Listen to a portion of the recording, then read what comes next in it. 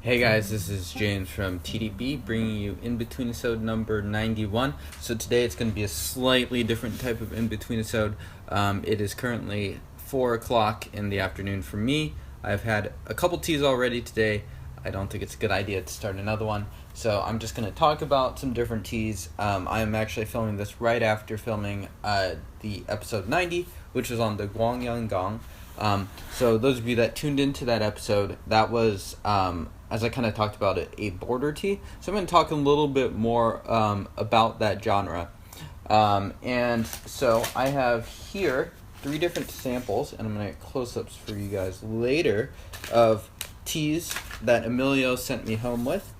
And they all, I think, if I'm not mistaken, are border teas. So Emilio runs a shop in Taiwan, sent me home with a bunch of samples right before I left Taiwan. So thank you, Emilio. And this is right now the remnants of the Guangyang. This is probably the 11th steep, something like that.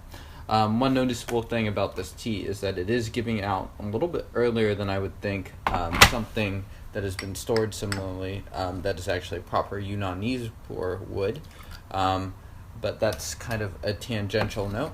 So there's a couple different types of what is called bian jing cha, which literally translates to border tea. And they're usually teas that, well, there are always teas that are not grown in Yunnan, but are usually produced in a Pu'erh type style. So those of you that are familiar with the Yunnanese geography, Yunnan is surrounded by a lot of different countries: Myanmar, Burma on the west side, and on the east side, right by Guafangjai, is Laos, and then there's also Vietnam, whose northern border also borders Yunnan. And so China was it changed a lot during like the 50s to the 90s, and so there's a lot of tea that was used that wasn't necessarily from Yunnan to satisfy the demand. And so the Guangyang, which we drank in last episode, has a very famous version from the 1960s, which I believe is considerably cheaper than the red and blue mark from around that same time period, which doesn't say much because it's still very, very expensive. And the 90s one is very dark. It's got a very distinctive compression style, so we'll take a look at that. And so this supposedly uses leaves, at least the original version, some small leaf varietal leaves from Guangdong, which is a different part of China than Yunnan, of course. And so the other 2 teas that Emilio gave me are Tongqinghao teas. So Tongqinghao is one of those really old brands that made tea back in what's called the Haoji era, before World War II. And so they essentially were resurrected as a brand by different people in the 80s and the 90s, and they ended up using a lot of border leaves, at least blended, maybe on their own, to make a bunch of different teas, which should definitely be thought of as differently than sort of like the classics from that actual old era. And so they are known to use Vietnamese leaves to create some of their teas. All right, so I'm just making a lot of tea here. And so their leaves, as we'll take a look at, tend to be very long and wiry, with like long stems. So that's something that will definitely be a little bit easier to look at pictorially. Also, I'll also note that I am by no means an expert. This is sort of like the information that I've been able to gather by researching and looking up stuff on my own.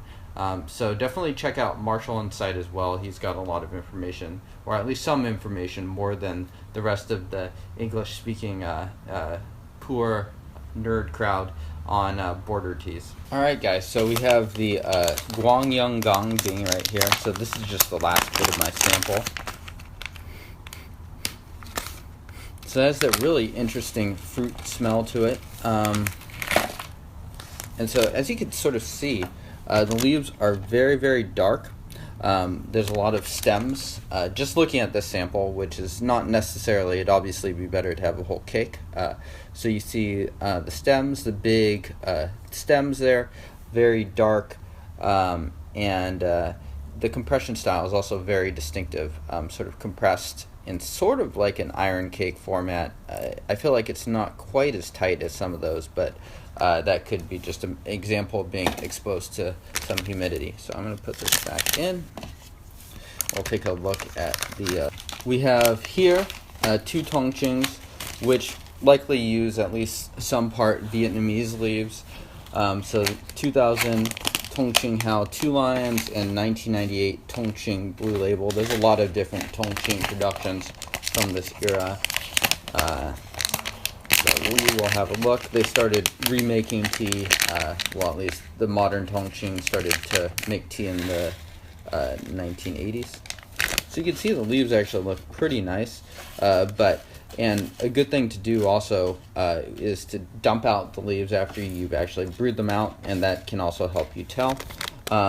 It's not terribly wet stored or anything like that. The leaves, Marshall describes it as sort of like this spicy aroma. You get a little bit of fruit from this in terms of the aromatics, but you see they're just very long. There's some stems, and so that sort of helps to take a look. And let's also take a look at the final one, the 2000 Tongqing 2 Lions. I am going to just dump this out here.